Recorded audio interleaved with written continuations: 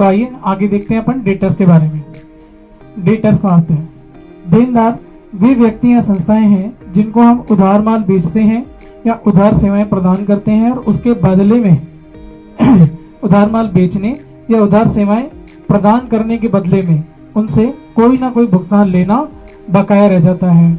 माल बेच दिया, सेवाएं दे दी और इनवॉइस इशू कर दिया। इनवॉइस उसने स्वीकार कर लिया और अभी उस इनवॉइस के संबंध में भुगतान आना बाकी है। तो ऐसे व्यक्ति या संस्थाएं आपके लिए क्या कहलाएंगे? देनदार। यानी सिंपल शब्दों में यही कह दो आप कि ऐसे लोग या ऐसे व्यक्ति या ऐसे संस्थाएं जिनसे आपको माल बेचने या सेवाएं देने के संबंध में कोई ना कोई पैसा बकाया मांगना है, बकाया है और आपको वो पैसा लेना है, तो ऐसे व्यक्ति या संस्थाएं क्या कहलाती हैं आपके लिए? देनदार कहलाते हैं। आगे देखते हैं अपन कि ये कहाँ किसके पार्ट होते हैं। देनदार वे व्यक्ति या संस्थाएं जिनको हम उधार माल बेचते हैं या अपनी सेवाएं दी हैं और उसके संबंध में उनसे हमें भुगतान लेना बाकी है, तो ये सब क्या कहलाएंगे अपने लिए? बिजनेस के देनदार। देनदारों को करंट असेट्स में या शॉर्ट टर्म असेट्स में दिखाया जाता है। ठीक है, यानी जब हमने असेट्स का पार्ट पढ़ा था और उसके अंदर पढ़ा था कि शॉर्ट टर्म असेट्स कौन सी होती हैं, करंट असेट्स कौन सी होती हैं, तो करंट असेट्स में डेटर्स का भी नाम आता है। ठीक है, bill receivable. Bill receivable debtors के बाद में बिल रिसीवेबल को समझना आसान हो जाता है। अगर आप डायरेक्ट ही बिल रिसीवेबल समझना चाहेंगे तो वो उसमें आप बिल रिसीवेबल को समझने में थोड़ी सी मिस्टेक कर सकते हैं। देखिए, बिल्स रिसीवेबल क्या होते हैं? इनवॉइस इक्वल्स टू बिल नहीं होता, इनवॉइस इक्वल्स टू बिल नहीं होता और बिल इक्वल्स टू इनवॉइस नहीं होता। यानी इनवॉइस अलग पार्ट है और बिल अलग पार्ट है। इनवॉइस तो एक डॉक्यूमेंट हो गया जिसमें supplier, buyer, place of supply, date of supply, movement of goods और जो माल या सेवाएं गई हैं उसका डिस्क्रिप्शन रहता है। बिल उसके अगेंस्ट माल प्राप्त करने वाले या सेवा प्राप्त करने वाले और बिल जारी करने वाले का साइन होता है, इनवॉइस जारी करने वाले का साइन होता है। बट यहाँ पे बिल की डेफिनेशन बिल रिसीवेबल के पक्ष में ले लो या बिल्स पेबल के पक्ष में ले लो, बिल्स रिसीवेबल की डेफिनेशन अलग है, बिल्स पेबल की डेफिनेशन अलग है, बिल की डेफिनेशन अलग है। यहाँ पे बिल का मतलब इनवॉइस नहीं है, कतई नहीं है। बिल का मतलब है, यहाँ पे आपको अलग से लिख के दिखा देता हूँ, यहाँ पे बिल का मतलब है एक सिंपल सा डॉक्यूमेंट जिसको हम क्या कहते हैं? Bill of exchange. Bill of exchange. Invoice के संबंध में मांग बकाया है सकती है, इनवॉइस के संबंध में भुगतान या डिमांड बकाया रह सकती है।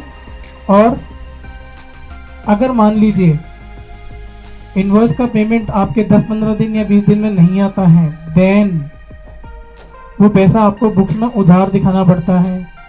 और उधार दिखाने के लिए उधार लेने वाली और देने वाली दोनों पार्टियों के मध्य ये समझौता भी होना चाहिए कि हाँ, हमने उधार दिया है और हमने उधार लिया है, ये रिटर्न एग्रीमेंट है और हम इतने दिन में इसका भुगतान कर देंगे। ठीक है, तो वहां पे जब ये डॉक्यूमेंट बनाया जाता है तो उस डॉक्यूमेंट को कहा जाता है बिल ऑफ एक्सचेंज। यहां पे बिल रिसीवेबल यानी प्राप्य बिल उसके संबंध में है, बिल ऑफ एक्सचेंज के संबंध में। अब डेफिनेशन पढ़ लेते हैं कि बिल्स रिसीवेबल क्या होते हैं, प्राप्य बिल क्या होते हैं। ध्यान से देखना, जिन व्यक्तियों या संस्थाओं को उधार माल बेचा जाता है, यहां भी उधार माल बेचा गया, यहां भी उधार माल बेचा गया, जिन व्यक्तियों या संस्थाओं को उधार माल बेचा जाता है तो ऐसे व्यक्ति या संस्थाएं बिल के भुगतान के संबंध में पेमेंट नहीं करेंगी। बिल के भुगतान के संबंध में यहां बिल का मतलब हो गया इनवॉइस, यहां बिल का मतलब हो गया इनवॉइस। तो यहाँ इनवॉइस के भुगतान के संबंध में बिल की एक्सेप्टेंस दे देती है।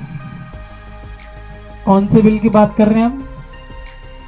तो यहाँ पे तो बिल कौन सा हो गया? इनवॉइस, जो आपने इशू कर दिया माल बेचने के संबंध में या सेवाएं देने के संबंध में, और पार्टी ने उसको रख लिया, आपने दे दिया, पार्टी ने रख लिया।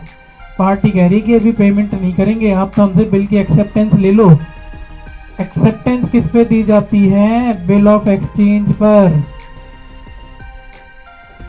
एक्सेप्टेंस, भुगतान करने की स्वीकृति, निश्चित समय में भुगतान करने की स्वीकृति किस पे दी जाती है? बिल ऑफ एक्सचेंज पर। तो ऐसे में दोबारा देख लेते हैं इस लाइन को, अब अच्छे से समझ आएगी। जिन व्यक्तियों संस्थाओं को उधार माल बेचा जाता है तो ऐसे व्यक्ति या संस्थाएं इनवॉइस के भुगतान के संबंध में बिल ऑफ एक्सचेंज स्वीकार कर लेते हैं। बिल ऑफ एक्सचेंज स्वीकार करने का मतलब यह है कि सप्लायर ने या आपके डेटर ने, आपके बायर ने, या आपके बायर ने या आपके डेटर ने इनवॉइस के संबंध में पेमेंट करने का निश्चित टाइम स्वीकार कर लिया है और आने वाले टाइम में निश्चित डेट को आपको पेमेंट कर देगा। ठीक है, तो इन्हीं बिल्स को हम क्या कहते हैं?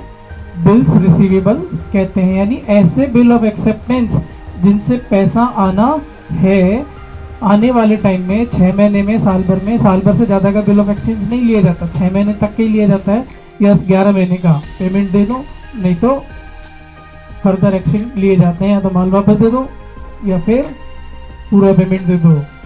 ठीक है, तो यहाँ पे बिल रिसीवेबल का मतलब होता है कि ऐसे व्यक्ति या संस्थाओं जिनको उधार माल बेचा जाता है, तो ऐसी संस्थाएं या व्यक्ति क्या करते हैं? बिल का भुगतान यानी इनवॉइस का भुगतान करने के संबंध में, भुगतान नहीं करते हैं, भुगतान करने के संबंध में आपको एक्सेप्टेंस दे देते हैं, बिल स्वीकार कर लेते हैं कि ठीक है, हम लोग आपको क्या करेंगे, 6 महीने बाद या 3 महीने बाद जैसे हमारी व्यवस्था होगी आपको पेमेंट कर देंगे।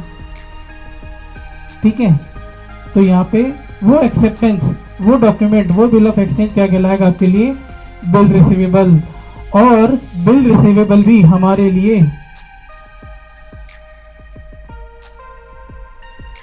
करंट असेट्स का या शॉर्ट टर्म असेट्स का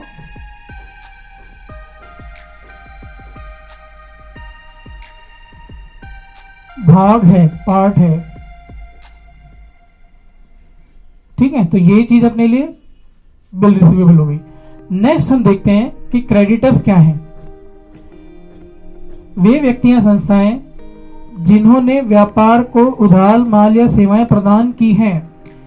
ऐसे व्यक्ति या संस्थाएं जिन्होंने व्यापार को उधार माल या उधार सेवाएं प्रदान की हैं और इनके बदले में इन्हें व्यापार से भुगतान लेना है। इनके बदले में इन्हें व्यापार से भुगतान लेना है, देन ऐसे व्यक्ति या संस्थाएं व्यापार के लेनदार कहलाएंगे। यानी क्या कहलाएंगे? क्रेडिटर कहलाएंगे। और लेनदारों को व्यापार के अल्पकालीन दायित्व यानी कि शॉर्ट टर्म लायबिलिटीज या करंट लायबिलिटीज में दिखाया जाता है। अभी बढ़ा ही था थोड़ी देर पहले, current liabilities, short term liabilities, long term liabilities, internal और एक्सटर्नल लायबिलिटीज। तो ये क्रेडिटर्स आपके एक्सटर्नल लायबिलिटीज में भी अल्पकालीन लायबिलिटीज का यानी शॉर्ट टर्म लायबिलिटीज का पार्ट है।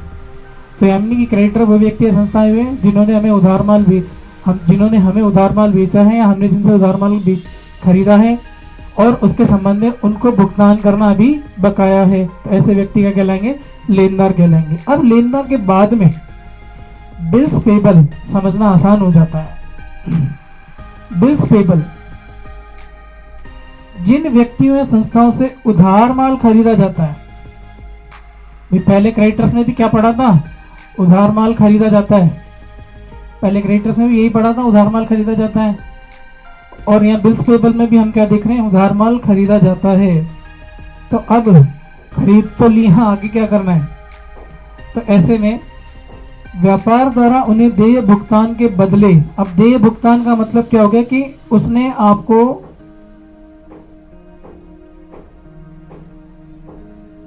इनवॉइस दिया हुआ है, उसने आपको इनवॉइस दे रखा है। किसने? क्रेडिटर ने।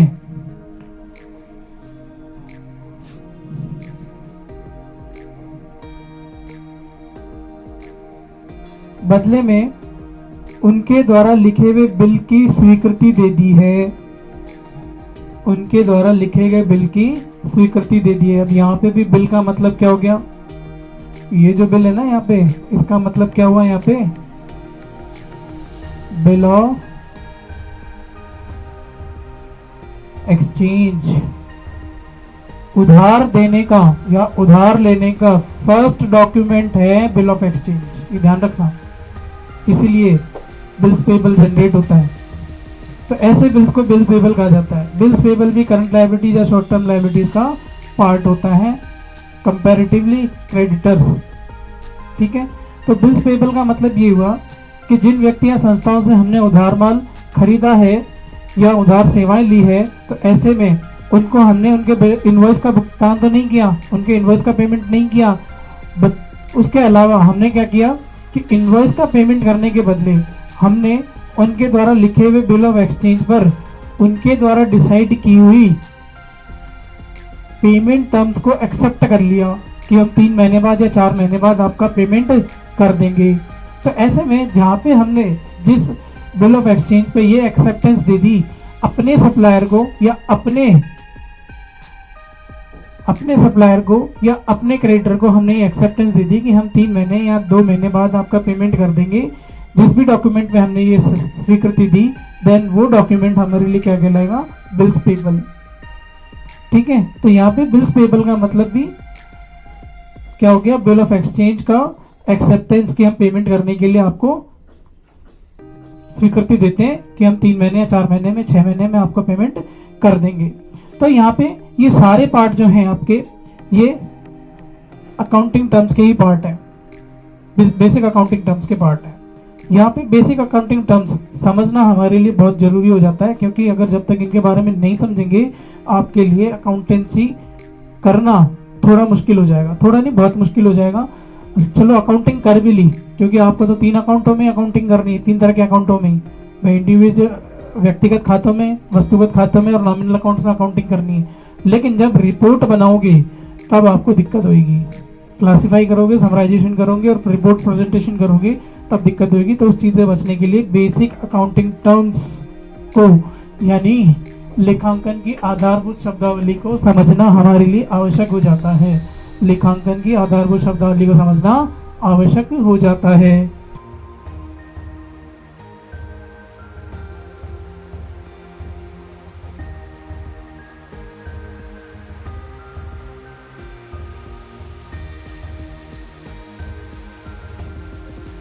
अगर आपको मेरा वीडियो पसंद आया हो, मेरा लेक्चर अच्छा लगा हो, तो मेरे चैनल को सब्सक्राइब कीजिए और मेरे चैनल को शेयर भी कीजिए अपने दोस्तों में।